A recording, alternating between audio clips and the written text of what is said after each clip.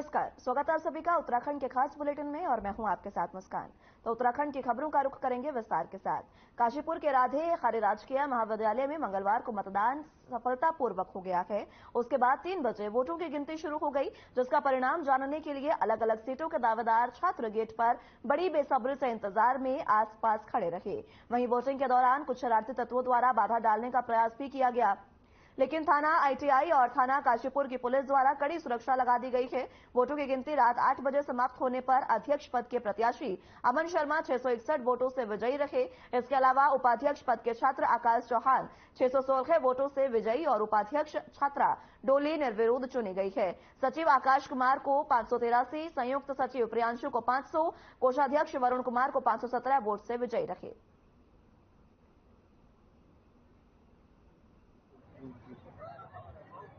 देखिए, आज हमारे राधे राजकीय स्नातकोत्तर महाविद्यालय का छात्र संघ निर्वाचन 2023-24 का सुबह करीब हमारा 10 बजे से लेकर 2 बजे तक मतदान की प्रक्रिया संपन्न हुई। फिर उसके बाद 3 बजे से हमारा मतगणना शुरू हुई। हमने शपथ ग्रहण समारोह कराया अभी, जो हमारे प्राचार्य महोदय ने प्रोफेसर विनोद प्रकाश अग्रवाल जी ने सभी विजय प्रत्याशी को शपथ दिलाई है। अध्यक्ष पद पर श्री अमन शर्मा जी विजयी हुए हैं, जिनको 661 वोट मिले हैं, और इनके निकटतम प्रतिद्वंदी अभिषेक कुमार को 572 वोट मिले हैं। विद्यार्थी परिषद के प्रत्येक कार्यकर्ता के लिए काशीपुर के अंदर एक गौरव का क्षण है कि आज विद्यार्थी परिषद ने काशीपुर महाविद्यालय में परचम लहराया है। और वास्तव में ये जीत काशीपुर महाविद्यालय में पढ़ने वाले प्रत्येक छात्र छात्रा की जीत है। ये प्रत्येक उस छात्र छात्रा की जीत है जो इस विद्यालय की दशा और दिशा को सुधारना चाहते हैं।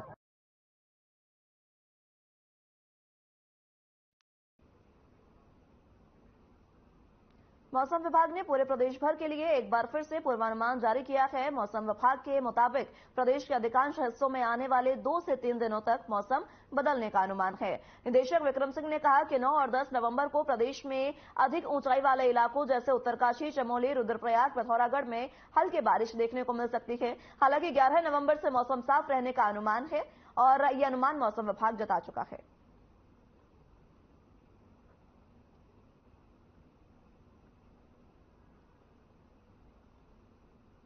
जो एक्टिविटी है, जो कि खासकर हाई रीचेज में या जो हमारे अंदर के डिस्ट्रिक्ट उत्तरकाशी, चमोली, पिथौरागढ़, रुद्रप्रयाग, बागेश्वर में कहें तो छुटपुट एक्टिविटी जो संभावना दिख रही है, या देहरादून के हिल्स में भी बात कर लें तो 9-10 में वो थोड़ी एक्टिविटी दिख रही है। 10 में थोड़ा डिस्ट्रीब्यूशन ज्यादा रहेगा। 9 में तो ये कहूंगा कि जो गढ़वाल के आपके उत्तरकाशी है, चमोली है, रुद्रप्रयाग है। तो आपको बता दें कि 11 नवंबर से मौसम साफ रहने का अनुमान जताया गया है। हालांकि उससे पहले प्रदेश में मौसम का मिजाज बदलने का अनुमान भी मौसम विभाग द्वारा जताया गया है। मौसम विभाग का साफ तौर पर कहना है कि 2 दिन तक मौसम जो है वो बदलेगा, मौसम का मिजाज बदलेगा और जो तापमान है उसमें गिरावट दर्ज की जा सकती है। कई जगह पर हल्की बर्फबारी और बारिश भी दर्ज की जा सकती है। उसके बाद 11 तारीख के बाद मौसम साफ रहने का अनुमान मौसम विभाग द्वारा जताया गया है। हालांकि कई जगहों पर हल्की बारिश की संभावना भी जताई गई है और पहाड़ी इलाकों में हल्की बर्फबारी की संभावना भी मौसम विभाग ने जताई है।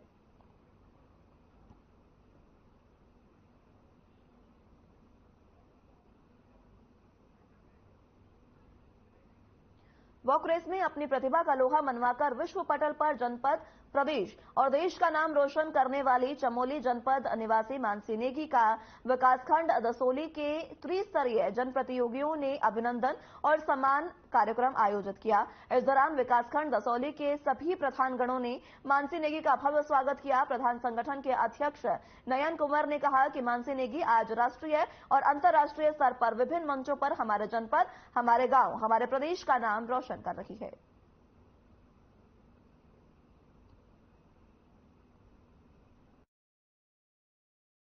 ये निर्णय लिया प्रमुख जी के साथ बैठ के कि वो हमारे पूरे भारतवर्ष का गौरव है और आज वो वापस घर में आई है, तो हम भी उसको एक सम्मान देना चाहते हैं। प्रधानों के पास इतने संसाधन तो नहीं है, लेकिन कहते हैं कि अगर आप किसी को सम्मान देते तो उसका स्वाभिमान और उसकी ऊर्जा बढ़ती है। हमने उसका मनोबल बढ़ाने के लिए, क्योंकि उसने हमारे उत्तराखंड का, भारतवर्ष का और विशेषकर चमोली जिले का नाम पूरे विश्व पटल पर सम्मानित किया है, तो हम सब लोगों ने निर्णय लिया कि इस बिटिया को आगे बढ़ाने के लिए जो भी प्रधान के रूप में और संगठन के रूप में जो शक्ति, सामर्थ्य और संसाधन हम उसको उपलब्ध करा सकते हैं, ये हमने निर्णय लिया है। और आज 7 नवंबर को हमने ये तय किया था कि हम मानसी को विकासखंड दशोली में आज यहाँ पर हमारे ग्राम सभा मौजूद थी और विकासखंड दशोली द्वारा यहाँ पर सम्मानित किया गया। ये मेरे लिए हर्ष का विषय है और यहाँ पर मुझे बहुत सारे अलग अलग क्षेत्र के प्रधान सभी लोगों से मिलने का मौका मिला और अच्छा लगा यहाँ पर आके। आगे जो जिम्मेदारी तो बनती है, क्योंकि खेल क्षेत्र से जुड़ी हुई हूँ और खेल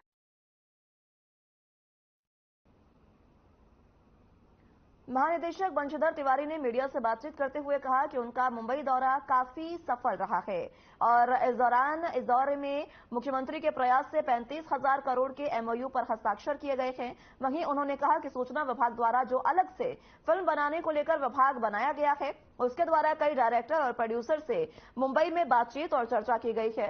इस दौरान सभी एक्टर और प्रोड्यूसर समेत डायरेक्टर से उत्तराखंड के फिल्म पॉलिसी पर बातचीत हुई और साथ ही सुझाव भी मांगे गए हैं। उन्होंने आगे बताया कि फिल्म प्रोड्यूसर्स द्वारा ये बताया गया कि उत्तराखंड में फिल्म बनाना बहुत ही मुफीद है, क्योंकि यहां पर हर काम सिंगल विंडो द्वारा किया जाता है। सुनाते हैं आपको उनका पूरा बयान।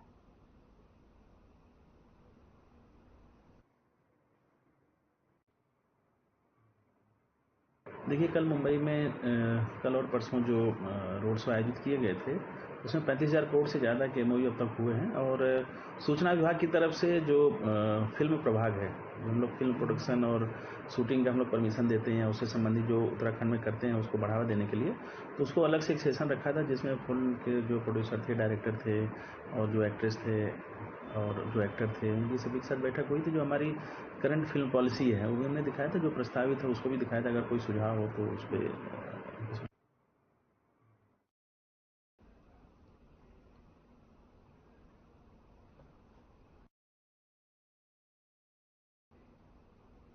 द्वारहाट में स्वतंत्रता संग्राम सेनानी पंडित मदन मोहन उपाध्याय स्नातकोत्तर महाविद्यालय के छात्र संघ चुनाव में सभी पदों पर अखिल भारतीय विद्यार्थी परिषद ने कब्जा कर लिया है।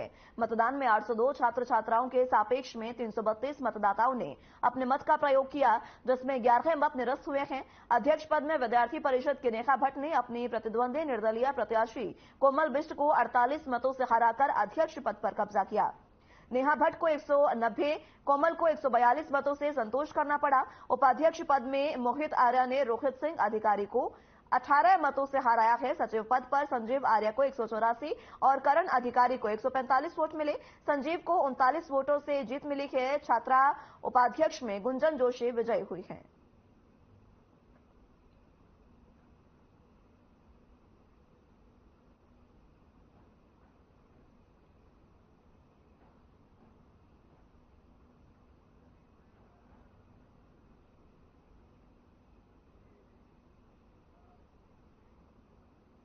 उत्तराखंड के जंगलों में मौजूद दुर्लभ प्रजाति के उल्लुओं ने वाइल्ड लाइफ डिपार्टमेंट के साथ आपको बता दें कि चिंता बढ़ा दी है, क्योंकि दीपावली में धन प्राप्ति के लिए उल्लुओं की बलि देने का अंधविश्वास अभी भी जारी है। यही कारण है कि उल्लुओं की तलाश में इन दिनों जंगलों में घुसपैठ बढ़ जाती है। इसे देखते हुए वाइल्ड लाइफ डिपार्टमेंट ने सभी फॉरेस्ट डिवीजन में हाई अलर्ट घोषित कर दिया है। आपको बता दें कि उत्तराखंड में उल्लुओं की कई दुर्लभ प्रजातियां पाई जाती है। यही कारण है कि दीपावली के सीजन में हर साल उल्लुओं को लेकर चौकसी विशेष तौर पर बढ़ा दी जाती है। हिंदू मान्यताओं में उल्लू को मां लक्ष्मी का वाहन माना गया है, लेकिन दूसरी ओर अंधविश्वास ये भी है कि दीपावली पर उल्लू की बलि देने से धन वर्षा होती है।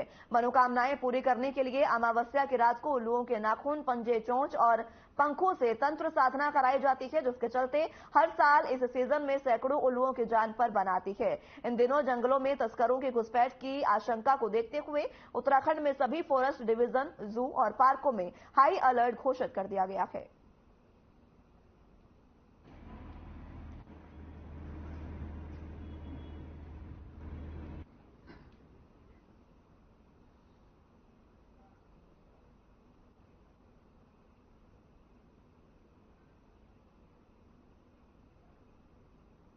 आसपास के ग्राम वासियों से यही अपील करना चाहूँगा कि आप लोग वन और वन्य जीवों की सुरक्षा के प्रति संवेदनशील रहें और कहीं भी आपको वन तस्करी से संबंधित कोई भी व्यक्ति, वस्तु या कोई भी ऐसा इनपुट मिलता है तो आप उसको वन विभाग, राजाजी टाइगर रिजर्व को सूचित करें।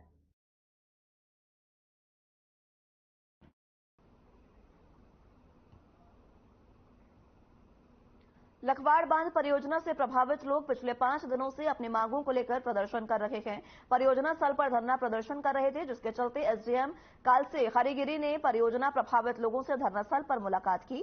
प्रदर्शनकारियों की मांगों को सुनने के बाद एसडीएम कालसे ने आश्वासन दिया कि शासन स्तर पर जल्द प्रभावितों की सब समस्याओं को निपटाने की कोशिश की जाएगी। उप जिलाधिकारी के आश्वासन के बाद प्रभावित लोगों ने 2 महीने का समय देते हुए धरना समाप्त कर दिया है।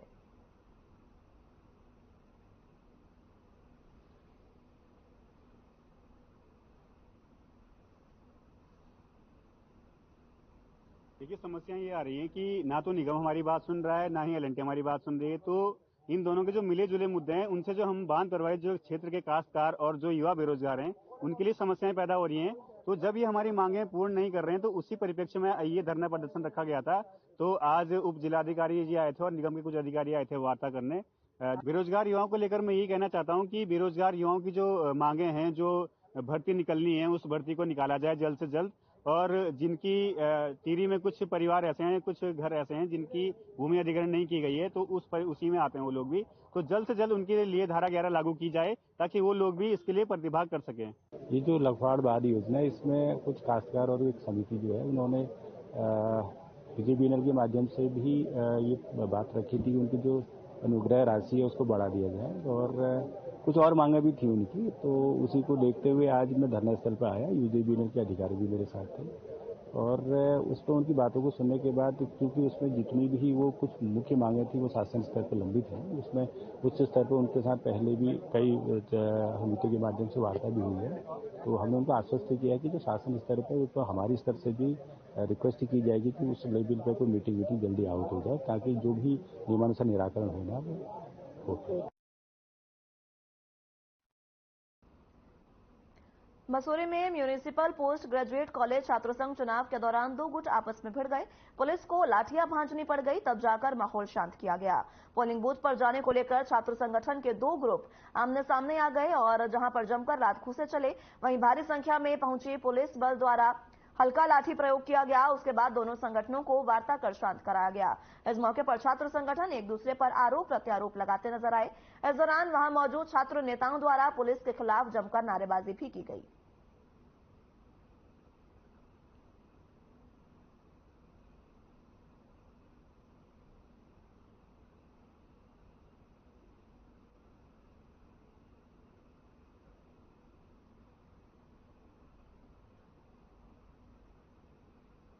अल्मोड़ा जनपद की रानीखेत के भतरोज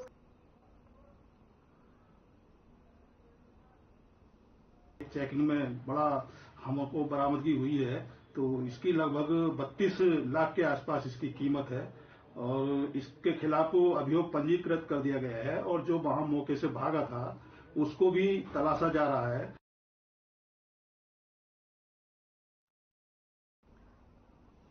तो आपको बता दें कि गांजे के साथ एक आरोपी को पुलिस ने गिरफ्तार किया है। बड़ी सफलता पुलिस को हाथ लगी। ये जो आरोपी है, इसके साथ इसका एक अन्य साथी भी था, लेकिन वो भागने में फरार हो गया है। बहरहाल एम्बुलेंस में ये जो नशे का सामान है वो रखकर लेकर जा रहे थे, लेकिन पुलिस ने चौकसी दिखाते हुए इनको अरेस्ट कर लिया है। एक आरोपी जो है उसे काबू किया गया है और उसके पास से भारी संख्या में गांजा बरामद किया गया है। बरामद किए गए गांजे की मार्केट में कीमत की अगर बात की जाए तो 32 लाख बताई जा रही है।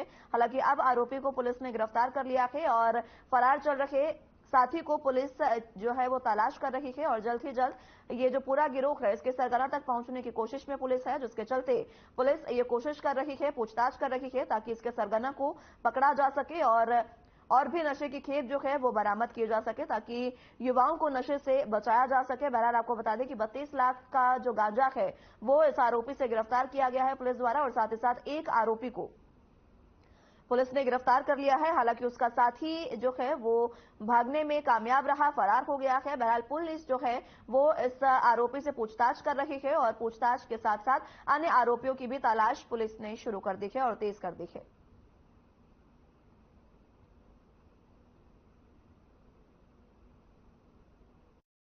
चेकिंग अभियान चल रहा था और इसमें भतरोज खान पुलिस ने चेकिंग के दौरान एक एम्बुलेंस को चेक किया तो उसमें तो 2 कुंटल 18 किलो के लगभग गांजा बरामद हुआ है। इसमें एक अभियुक्त पकड़ा गया है और एक अभियुक्त मौके से फरार हो गया है। ये एम्बुलेंस से हूटर बजाकर ये बैरियरों पे निकलते थे। अचानक ये कल एक चेकिंग में बड़ा हमको बरामदगी हुई है, तो इसकी लगभग 32 लाख के आसपास इसकी कीमत है और इसके खिलाफ अभियोग पंजीकृत कर दिया गया है और जो वहां मौके से भागा था उसको भी तलाशा जा रहा है। तो आपको बता दें कि पुलिस को बड़ी सफलता हाथ लगी है, जहां पुलिस ने 32 लाख के गांजे सहित एक आरोपी को गिरफ्तार कर लिया है। हालांकि उसका साथी भागने में फरार रहा, लेकिन जिस तरीके से पुलिस जो है वो नशे के कारोबार को पूरे तरीके से खत्म करने की कोशिश कर रही है और इसी के चलते पुलिस लगातार चौकसी भी बढ़ाती जा रही है और इसी के मद्देनजर एक आरोपी को पुलिस ने गिरफ्तार किया गया है। बड़ी सफलता हाथ लगी है पुलिस को, क्योंकि ये जो आरोपी है उसे गिरफ्तार किया गया।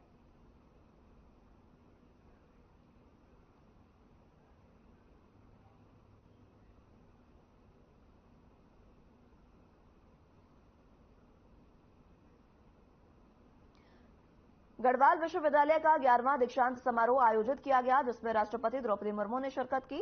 साथ ही साथ इस दौरान सीएम धामी ने भी छात्र छात्राओं को संबोधित किया। उत्तराखंड के माननीय राज्यपाल लेफ्टिनेंट जनरल गुरमीत सिंह जी, कुलाधिपति डॉक्टर योगेंद्र नारायण जी, कुलपति प्रोफेसर अन्नपूर्णा नौटियाल जी, इस कार्यक्रम में उपस्थित इस क्षेत्र के लोकप्रिय विधायक भाई विनोद कंडारी जी, पौड़ी क्षेत्र के लोकप्रिय विधायक भाई राजकुमार पौरी जी, प्रतिकुलपति जी एवं विश्वविद्यालय के सभी हमारे आचार्यगण, सभी प्राध्यापकगण, आए हुए सभी अतिथिगण और आज जिनके निमित्त ये दीक्षांत समारोह आयोजित हो रहा है, ऐसे मेरे सभी प्रिय छात्र एवं छात्राएं, उपस्थित पत्रकार मित्रों एवं छायाकार बंधुओं, मैं सबसे पहले तो आज के इस अवसर पर और साथ ही विश्वविद्यालय का स्वर्ण जयंती वर्ष भी है, उसकी मैं आप सभी को बहुत शुभकामनाएं देता हूं, बहुत बधाई देता हूं। मैं उत्तराखंड की ज्ञान की अविरल गंगा को प्रभावित करने वाले आपकी संघर्ष, आपकी समृद्ध सेवा और आपकी अनुकरणीय सफलता हर एक भारतीय को प्रेरित करती है। आप हमारे नागरिकों, विशेष रूप से गरीबों, दलितों और समाज के अंतिम छोर में रहने वाले लोगों के लिए आशा की एक किरण बनकर उभरी हैं। आपका जीवन हम सभी के लिए प्रेरणा स्रोत है और आप अपने संघर्ष को आपने शक्ति बनाकर आप यहां तक पहुंची हैं। मैं आपकी जीवटता और आपके समर्पण शक्ति को प्रणाम करता हूं। आप सही अर्थों में महिला सशक्तिकरण की प्रतीक हैं। भाइयों बहनों, महिलाएं उत्तराखंड के आर्थिकी एवं पूरे जीवनचर्या की मजबूत आधार हैं। मुझे अत्यंत प्रसन्नता है कि अभी हमारे माननीय राज्यपाल जी मुझसे यहाँ पर पूछ रहे थे, जब सभी को माननीय राष्ट्रपति महोदय पदक दे रही थी, तो इसमें से आज पदक धारकों में छात्राओं की संख्या अधिक है और 44 स्वर्ण पदक विजेताओं में 30 छात्राएं हैं। यह एक सुखद संकेत है। मैं आप सभी से, छात्र छात्राओं से यह कहना चाहूंगा कि जीवन में सब कुछ करें, परंतु कभी तनाव न लें। मैं काफी देर से देख रहा हूं कि आप सभी बड़ी गंभीर मुद्रा में यहां बैठे हुए हैं, जबकि आज हमारे बीच में हमारी प्रेरणा स्रोत माननीय राष्ट्रपति जी हम सबको प्रोत्साहित करने के लिए यहाँ आई हुई है। क्या कोई कारण है क्या? आज तो बहुत खुशी का दिन है।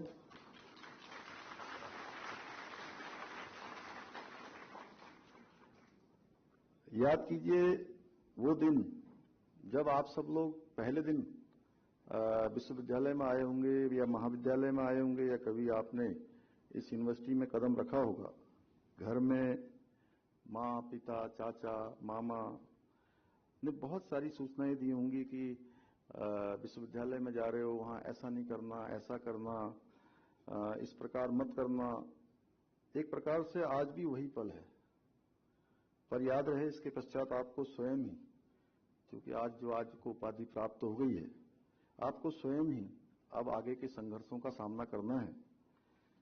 कभी आपने सोचा है कि जब आप क्लासरूम में होते हैं, इंस्टीट्यूट में थे, पढ़ रहे थे, तब आप कितने अपने आप को प्रोटेक्टेड महसूस करते थे? कोई कठिनाई आई तो कोई सीनियर मिल गए, कोई साथी मिल गए, उसका समाधान हो जाता था, या कोई हमारे अध्यापक मिल गए, प्रोफेसर मिल गए, अगर वो भी नहीं मिले तो डीन मिल गए। चूंकि मैं भी विश्वविद्यालय में काफी दिनों तक पढ़ा हूं, इसलिए मैं आप सबके समक्ष खड़ा हो रहा हूं, तो मुझे भी अपने दिन याद आ रहे हैं, इसलिए मैं आप सबसे इस प्रकार का संवाद कर रहा हूं। आपको अब तक जितने भी सुरक्षित माहौल में फैसला करने की नौबत आई होगी, लेकिन अब आज उपाधि प्राप्त करने के बाद आप सभी को एकलव्य की तरह एकांत साधना करनी होगी, या हमारे आदरणीय प्रधानमंत्री नरेंद्र मोदी जी की तरह राष्ट्र साधना करनी होगी। मुझे जब भी आप सबके साथ संवाद करने का अवसर मिलता है, किसी छात्र एवं छात्राओं के कार्यक्रम में सम्मिलित होने का अवसर मिलता है, तो मैं एक बात जरूर कहता हूं, क्योंकि हमारी सरकार उत्तराखंड के अंदर हमारे प्रधानमंत्री आदरणीय मोदी जी के मार्गदर्शन में, उनके निर्देशन में काम कर रही है, और हमने सर्वश्रेष्ठ उत्तराखंड निर्माण के अपने जो हमारा विकल्प रहित संकल्प है, आप सब जानते हैं विकल्प रहित संकल्प क्या होता है। जिस संकल्प में कोई विकल्प नहीं होता है वही। फिलहाल के लिए मेरे साथ इस बुलेटिन में बस इतना ही। नमस्कार।